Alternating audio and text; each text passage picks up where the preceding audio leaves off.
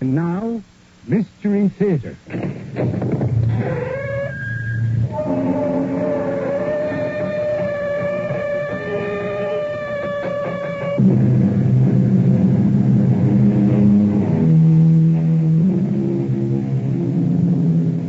Come in. Welcome. I'm E.G. Marshall. What is a life of adventure?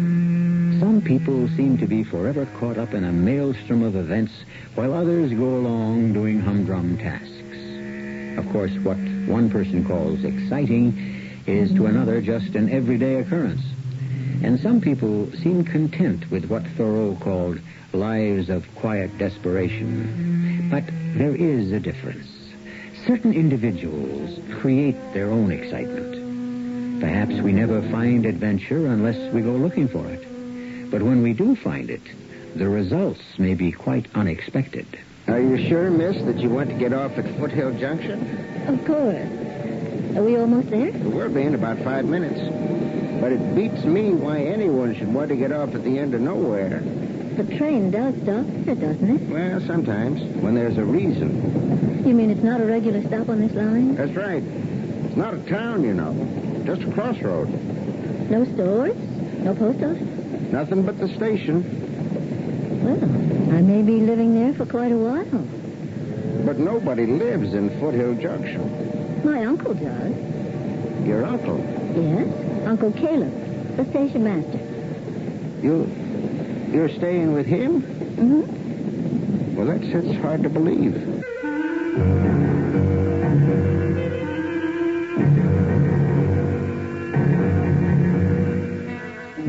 Our mystery drama, Stairway to Oblivion, was written especially for the Mystery Theater by Elizabeth Pennell and stars Anne Shepard.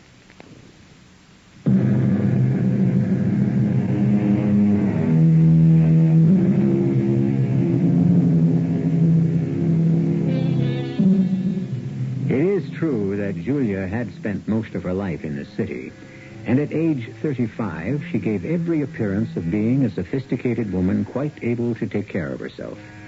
Yet to an outsider, it might seem odd that she was stepping off a train at what looked like an abandoned station. But Julia had her reasons. For the past 3 years, she had cared for her ailing father. Now he was dead, and before taking up a new life, she wanted to satisfy a long-time curiosity to visit her one remaining relative, an uncle she has never met, but with whom she has corresponded. I always wondered why my father was reluctant to talk about his older brother. He never bothered to listen when I tried to read him excerpts from Uncle Caleb's letters. The past few weeks had been difficult, disposing of family possessions and selling a big house. I was tired. I needed a respite. The idea of spending a quiet time on a remote mountaintop was very appealing. Well, we're here, miss. Yeah, I'll help you with your bag. Thank you. I don't see Caleb. Must be inside the station house. What a dilapidated building. Yeah, should be torn down. All we need here is a switch box. You wait. I'll see if I can find the old man. Caleb? Caleb? Yeah. Why is the train stopping? You're 2 minutes late. Caleb, we have a very special passenger. What's that? A passenger? Yeah. Lady says she's your niece. Julia? But not today. It's next week she's coming. Next week. She's waiting for you right now here on the platform. Dear me. Julia? Julia, my dear, forgive me, but I thought it was next week you were coming. Hello, Uncle Caleb. Well, you said in your letter... Are you sure you'll be all right, miss? Of course she's all right. Now, give me those bags and get going.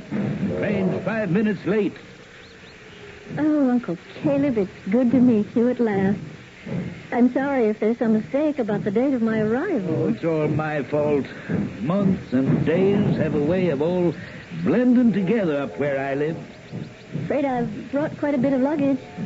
My clothes and some books for you are in that big one. Do we have far to go? Yeah, straight up those stairs. Oh, that stairway looks as though it goes on forever. Just about. I told you I lived on top of the world. This Bag of yours is mighty heavy. But wait, perhaps if we carried it together. Well, I'm afraid we can't manage everything at once. I'll just lock the big bag up in the station house. But, Uncle Caleb, all my clothes are in there. Now, don't worry about that. We'll get them tomorrow. You take the little bag and start up the stairs very slowly. I'll catch up with you. 68, 9, 70. And plenty more to go. You climb these stairs every day? Well, you get used to them. Here's the one resting place. I see a path leading off there. Where's that go? Just off in the woods. Take a look at the view. Oh, it's breathtaking. Or maybe it's just the climb that's taking my breath away. Yeah, we'll be there in a moment now. Just keep going. Mm-hmm. You see? That's my house. It sort of comes at you all of a sudden. Oh, careful. Oh. Should have warned you about that stone. Looks like a marker. Yeah, that it is. Read what it says. O-B-L. Oblivion. Yeah, that's the name of my hideaway. Very appropriate, don't you think? I guess so. It's rather frightening. Why, Uncle Caleb, it's fantastic. I thought you'd like it. The books. And a laboratory, too. What are you doing with those bottles and things?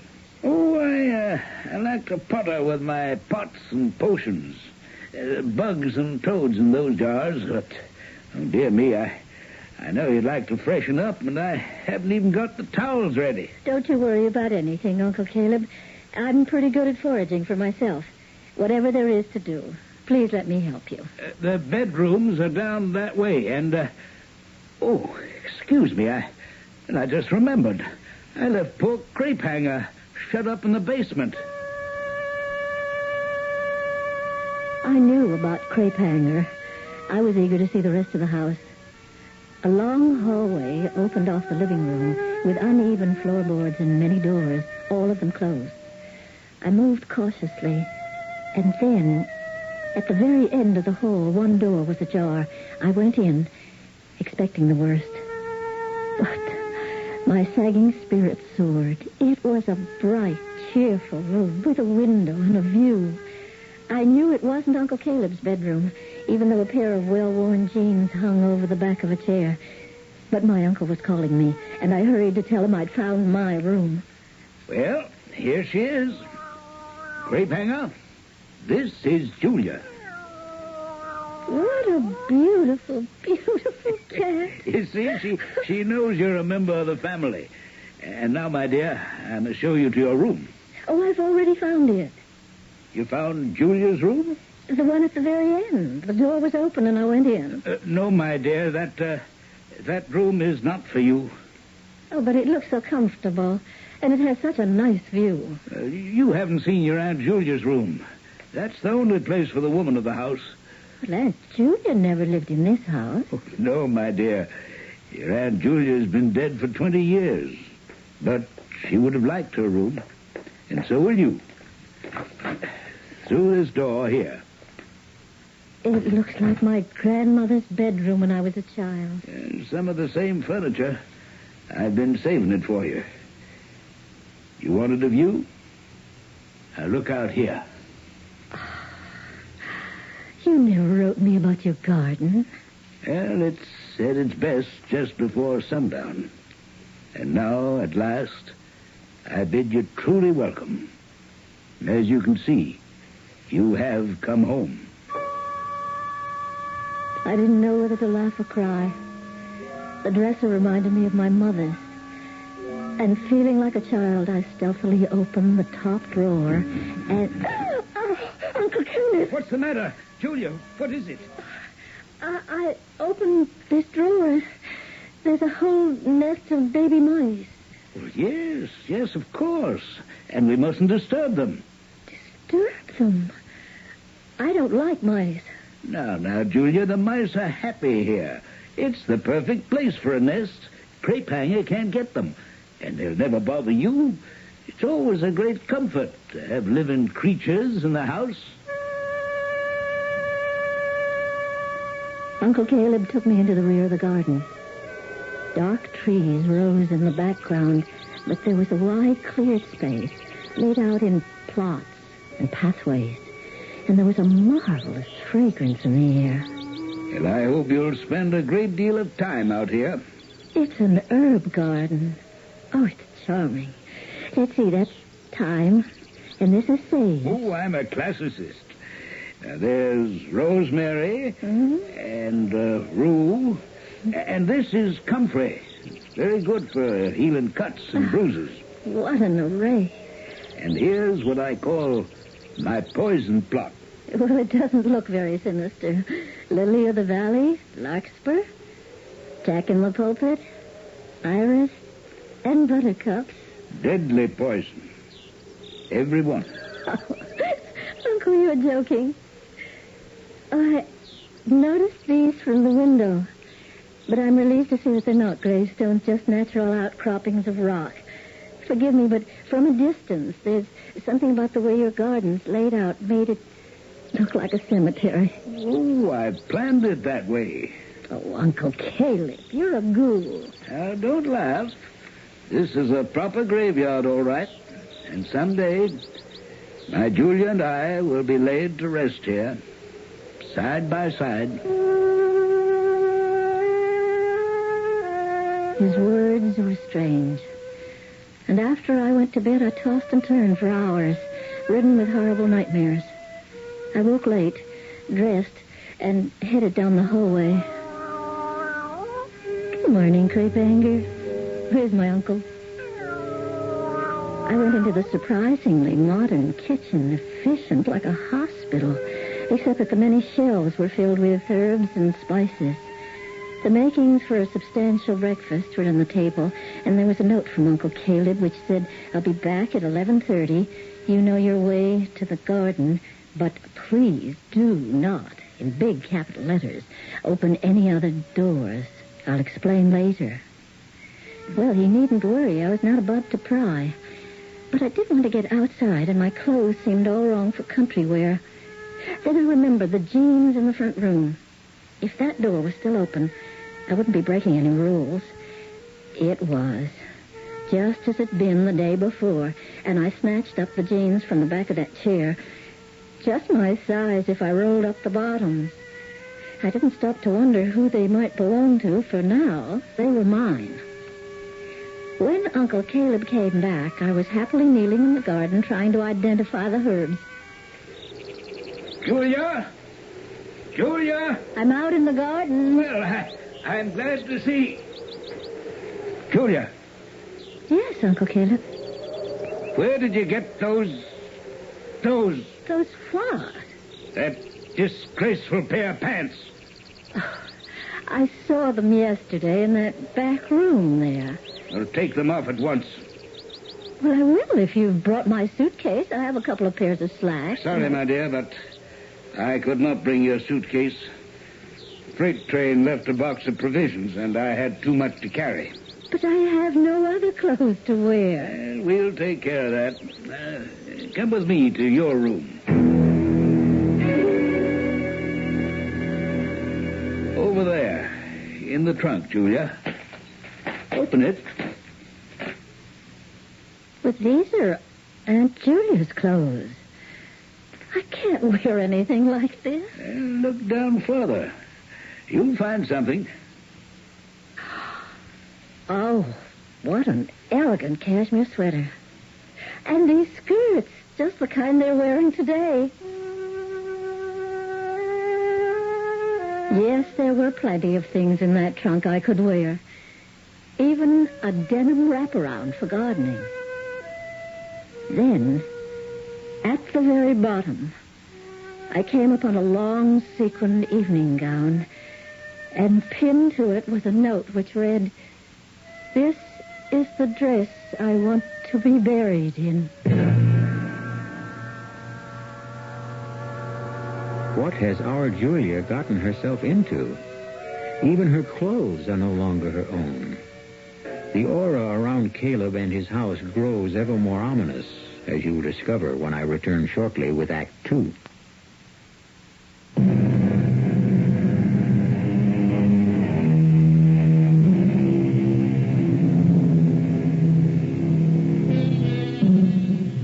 As the days slipped by, Oblivion cast a strange spell of lethargy over Julia. For a time, she offered to help her uncle carry her suitcase up the stairs, and then forgot all about it. She even lost all curiosity about what was behind those closed doors. Caleb, too, seemed far more relaxed. They spent many happy hours together in the garden, and Julia became engrossed in the study of herbs. She had grown fond of her Uncle Caleb. But this false sense of peace was abruptly shattered early one afternoon when Julia was alone in the garden. Hello? Hello in there. Oh, John, of course he's not here. It's Wednesday. Oh, that's right. Let's go around back and see what the old buzzard's been up to in his garden. But, John, look. Somebody's there. It's a woman. Now, don't frighten her. Excuse me, miss. I'm sorry. We came by to say hello to Caleb. People. Yes, we're people, but you're looking at us as though we were ghosts. But, how... Oh, well, we're just the Southern folks from down the hill. Uncle Caleb never mentioned Caleb, he's your uncle? Wait. He never mentioned you either. I'm here on a visit, but I thought this was the only house around for miles and miles. It is, except for our cabin. I haven't seen any cabin. Halfway down the stairs. Oh, yes. I saw a path. Well, you follow that way into the woods, and there we are. For 3 months of the year, anyway. Only this year, Caleb's in for a surprise. We told him we weren't coming. I see Caleb has put you to work in what Emily and I call his cemetery. Oh, I thought that at first. I guess it's because of those two rocks that look so much like tombstones. I have an idea they are tombstones. Let's go inside, shall we, until Uncle Caleb comes home. I don't think we should be snooping around this way. Now, aren't you afraid to stay in this spooky house? That skeleton would be enough to turn me off. Don't tell me there's a skeleton in one of the closets. Oh, not in a closet. He rolls it around on a coat rack kind of thing. It must be one of the surprises behind this closed door. How do you know so much about this house? When we first came here, Caleb showed us all over the place. I think he was trying to frighten us. But we don't scare very easily. Old man never talks about himself. But he's a good neighbor. Except when he has visitors. Then he doesn't want anyone else around. Why? I don't understand. Well, neither do we. I've been meaning to ask Caleb if I could paint that marvelous view from his guest room. But, of course, now you're staying there. Oh, I'm not in that room. Oh, where are you staying? Up the hall on the other side, looking into the garden. Oh, well, then maybe Caleb will let me paint in the guest room this year. I'm sure he will. But you keep calling it the guest room. My uncle never wrote about any visitors. Were there many? Since we've been coming up, there were just that older man. And the boy. When was this? Oh, the man was here about 4 or 5 years ago. Isn't that right, Emily? I'd say so. And then he was gone, and we saw the boy 2 years ago. There's nobody here last summer. Wonder who they were. I thought maybe the boy was your brother or nephew. He called him Uncle Caleb, too. But that's very puzzling. Say, I'd like to go down the hall and look at that view again. The light should be just right. Oh, I don't want Uncle Caleb to come back and think that we're... But he won't be back until after 3 o'clock. And we can hear the train when it goes by. This must be Wednesday. Oh, so you've forgotten what day it is, too. They just all blend together. You know, Uncle Caleb has a built-in time clock, even though he doesn't remember dates. He's down at that station every morning when the freight train comes through. And then one day a week, he waits for the passenger train. Come along, then. Let's take a look at that view. Look at those peaks. I know just the purple I'm going to use. Yeah, I'd forgotten how great it is. This room, a man and a boy. I found a pair of jeans in here. Well, now, you may be forbidden to open closed doors, but I'm the nosy type. Can't resist closets. Let's see what's in here. Oh, look. It's filled with clothes. men's work suits. And this old jacket. But it's not Uncle Caleb's size. No one but a teenager could wear these. Well, I'll be damned. There goes the train. Yeah. Uncle Caleb will be back soon. Well, it'll take him a while to climb the stairs. How do you feel about opening dresser drawers? Oh, no. I'm afraid to after what I found in the drawer in my room. Okay, it's my turn. Here goes. Men's work gloves, socks. Here's a jackknife. Wait a minute. Here's something interesting. The wallet. And it's empty. Except for this sort of ID card. Let's see. Name, James J. Flanders. Address has been crossed out. Date of birth, it's almost illegible. Looks like 1900. Well, that has to be old Jim. Isn't that what he said his name was? And if he were alive today, his age would be... What makes you think he's dead? Well, because this is his wallet. And in there, all his clothes. But the boys' clothes are there, too. Why didn't he take them with him? Look, we have to get out of here. Your uncle will be coming home, and I'm sure he'll be angry to find us talking to you. We were in the living room, and they were about to leave. John had already opened the front door, and then we heard... Julia! We hurried to the top of the stairs to find Uncle Caleb doubled over, ashen-faced, and struggling to breathe. It's been a bad day. Trouble on the tracks. Caleb, it's John and Emily. What can we do? Just help me into the house. I'll be all right in a minute.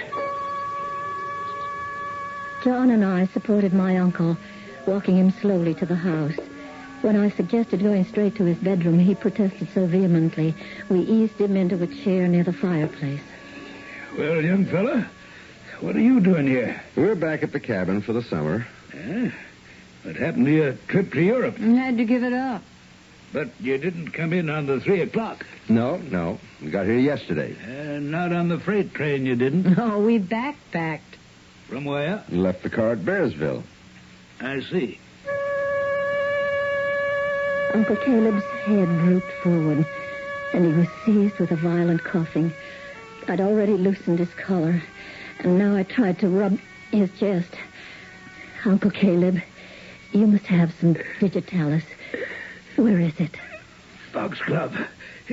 In that jar on my big table. Lily Valley. Put it in some water. And John and Emily, you can help me to my room. I must lie down. I put water on the stove and found the bottle labeled Lily of the Valley Root. With shaking hands, I measured a very small portion into a cup of hot water and took it down the hall to my uncle's bedroom. It's all right, my dear. I wanted to spare you for a little while, but you'd see it sooner or later.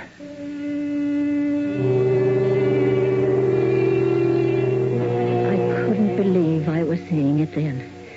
The walls and floor were black, and so was the big bed with a prow like a Viking ship.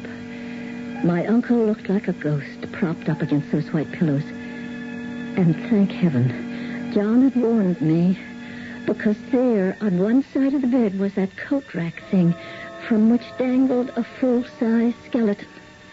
Don't be frightened, my dear.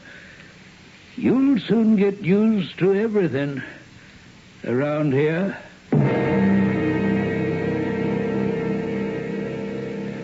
Uncle Caleb needs a doctor.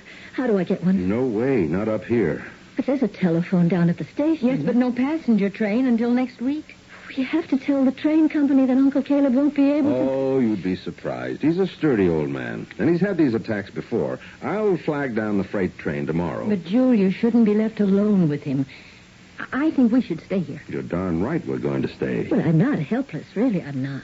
I've taken care of my father for the last 3 years. Frankly, I'm worried, Julia. Now, what if your uncle is only pretending to be sick? How can you say that? You saw for yourself. I've seen other things, too. Like what's down in the basement. Look, you've both said that. What is down in the basement? There are 2 carved gravestones. That doesn't surprise me. But one has the name Caleb, and the other name is Julia. Doesn't that tell you something? Yes. Uncle Caleb told me that one day he would rest peacefully in the garden behind this house next to his Julia. But that's you. Oh. Now I see what's troubling you. He meant his wife, my Aunt Julia. I'm beginning to think her remains may already be in the garden. I wonder. Julia? Where's my Julia? I hurried to Uncle Caleb's room. Feeling better? Yes. Yes, my dear. Do you remember that time when you were feeling so very ill, and I asked what you'd like for supper? Oh, that must have been Aunt Julia. Then you looked at me so sweetly, just the way you're looking now. And I said, I'd do anything in the world for you, Julia. Anything to help you. And I'm sure you did. Always tried to help people like Jamie and Robin.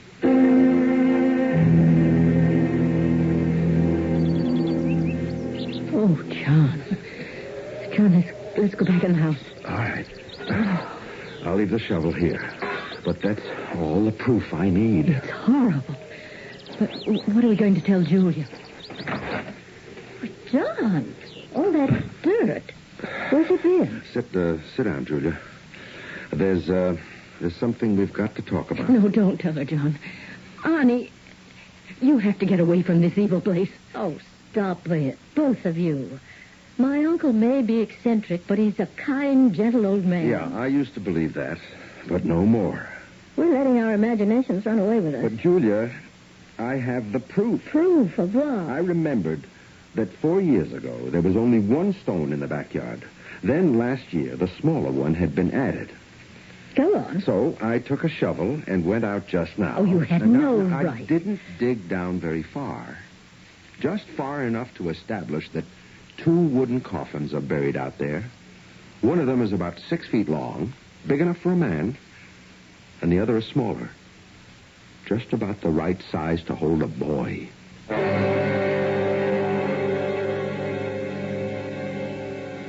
Now, what do you think of the kindly Uncle Caleb? It's true that Julia was ready for adventure, but she has no intention of taking her dead aunt's place. Eccentricity is one thing, but the way things are shaping up, Caleb could be a scheming old man. Or else something has snapped in his brain, and he has lost all sense of reality. In either case, Julia appears to be in a dangerous predicament. I'll be back shortly with Act 3.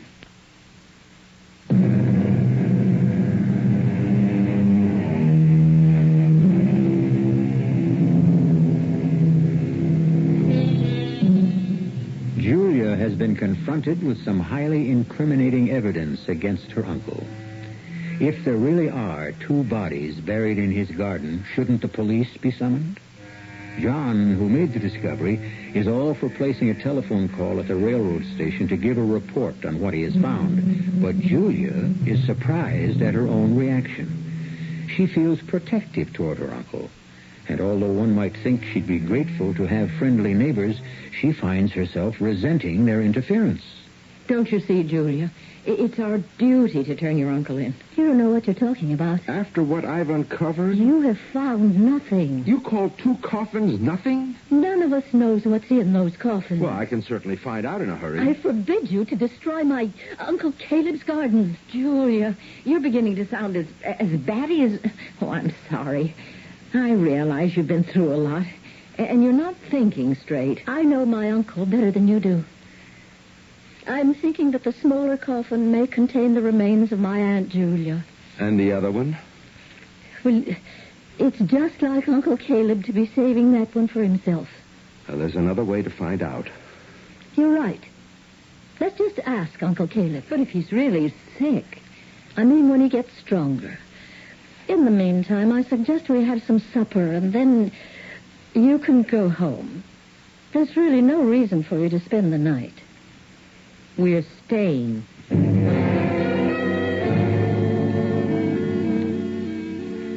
John, I want to thank you and Emily for what you've done to help me and Julia. I was lucky we were here. Very lucky, because I have another favor to ask. My niece won't let me out of bed. The 11 o'clock freight will be going straight through.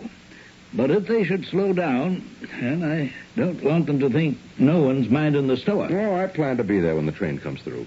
But they won't be stopping today. I'm going to flag them down. No need to do that. Emily and I need groceries. I want to place an order. Freight company won't like it. Plenty of groceries here. I'll place a big order later on. I'd rather do it myself, the way I used to. Times have changed.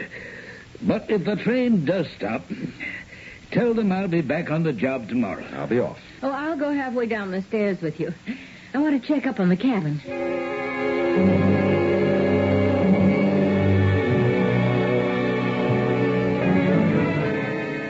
It's good to have you here to look after us, gal. I like being called that, Uncle Caleb. What did I call you? A girl. Well, of course. And that's what you'll always be.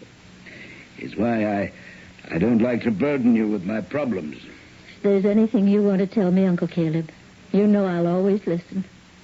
But it's just that if anything should happen to me, I want you to make certain that my Julia and I lie side by side, just as we always do.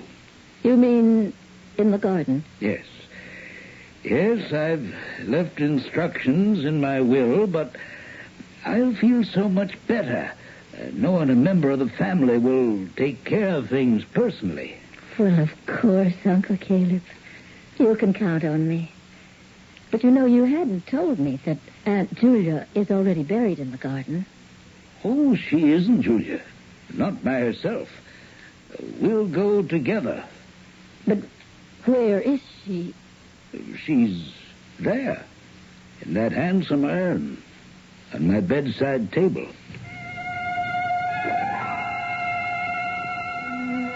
Mercifully, it was several hours before John and Emily returned. I'd calmed down and decided it was not yet time to give them this latest bit of information. John would be all too eager to rip the covers off those coffins, and there was no need to hurry.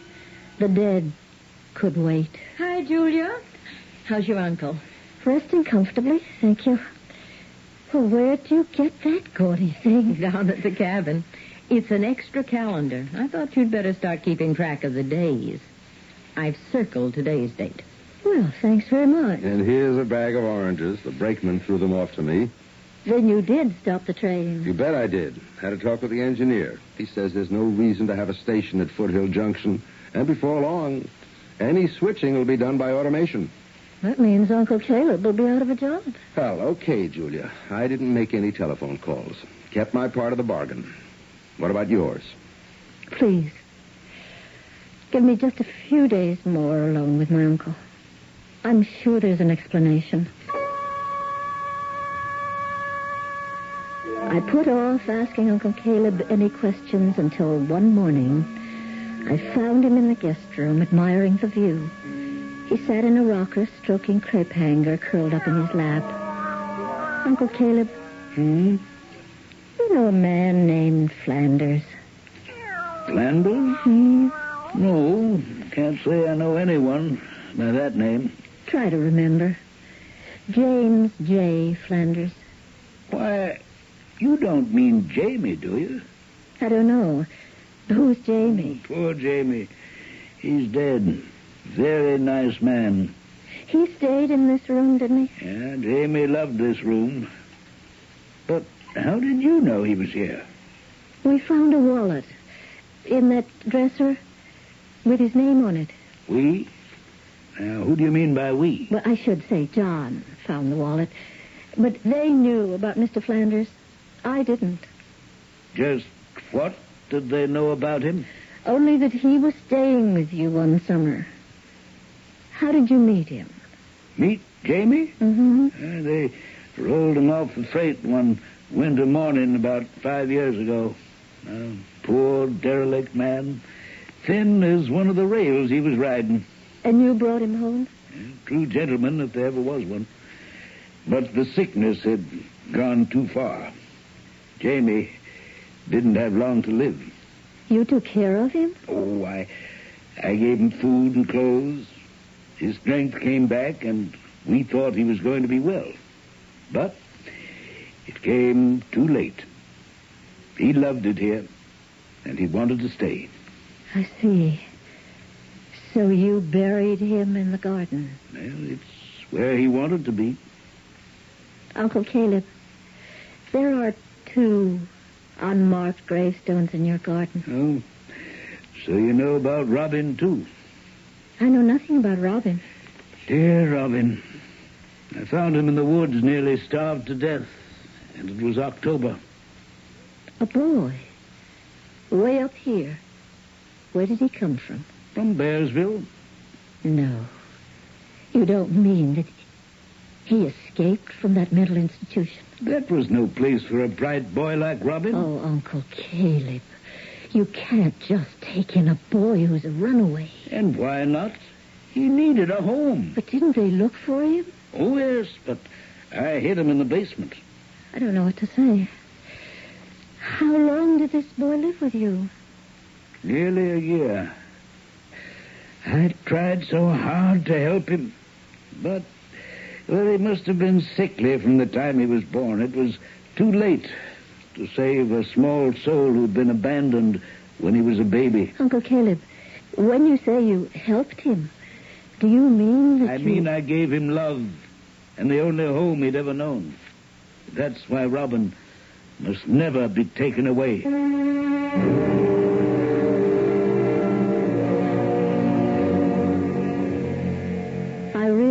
If it were not for John and Emily, I, too, might sink completely under the spell of this place called Oblivion. Reluctantly, I went halfway down the stairs for the first time since I had climbed to the top, and followed the pathway to the artist's cabin. You believe everything he told you, don't you, Julia? I've no reason to doubt anything he said. I think it's the perversion of a demented mind. John, don't say that. There's no harm in trying to help people. My uncle did nothing wrong. Nothing wrong. He may have murdered 2 people, possibly more. My uncle could never commit a crime. It's a criminal offense to harbor fugitives, and no sane person buries bodies in the backyard. Now, what are we going to do? You're not going to do anything. I'm taking a trip to Bearsville. You mean you're turning your uncle in? No. I'm going to tell them about that poor boy. And if he had no family, I'm sure that... What about the man named Flanders? Well, I'll get legal advice. You better let me handle it. Take it easy, John. This is Julia's problem. All right. But if she doesn't come back with some straight answers, I'm going to the authorities and tell them exactly what I think. It was a week to the day since Uncle Caleb's heart attack. He had been doing a little work in the garden and showing signs of restlessness. Emily had come over, I suspect just to check up on us. It was nearly 11 o'clock in the morning. Julia, what day is today? Well, let's see. Where's the calendar I brought you? Harry, I have to know. The day you circled Emily was Saturday, so it's Sunday, Monday, Tuesday. Today is Wednesday. I should have known. I have to get down to the station. Don't worry, Caleb. John's there. You don't understand. I have to go. I have to do it. Do what? The switch. I have to throw the switch before the train passes the station. My jacket. Where's my jacket? Just a minute, Uncle Caleb. You're not going anywhere. It should have been fixed long ago. I told them the last time. I'll go down the stairs with a message. No one else knows what's wrong. I'm the only one. You're not well enough. Not down that long flight of stairs. Last week, trouble with the switch. It jammed, and I threw the emergency for the passenger train. But the passenger train doesn't get here till 3. That should be plenty of time. No, the way it's set now, the freight will go through on the passenger tracks, and about 20 miles from here, there'll be a head-on collision. But there must be some way that you The could... freight doesn't slow down on Wednesdays. I am the only one knows about that switch. I must hurry. We're right with you. Let go of me. I can't be late. Broken switch. Let go of my arm. I must move faster. Faster. No one must be hurt. No one will be when I do what I have to do.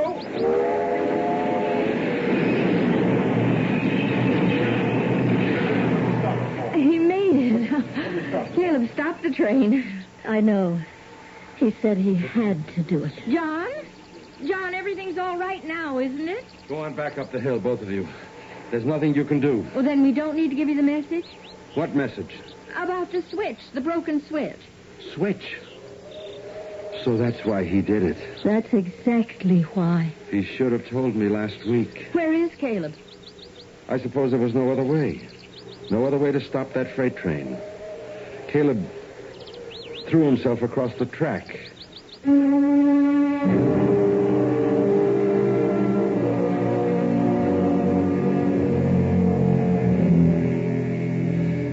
Uncle Caleb's death, like his wife's, was dedicated to helping people.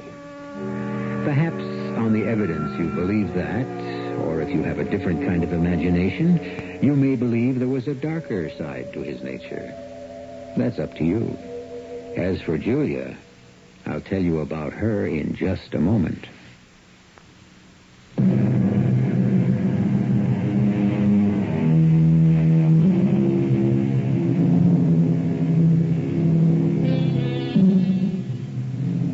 Caleb left everything he possessed to Julia. And she, too, had fallen in love with that mountaintop.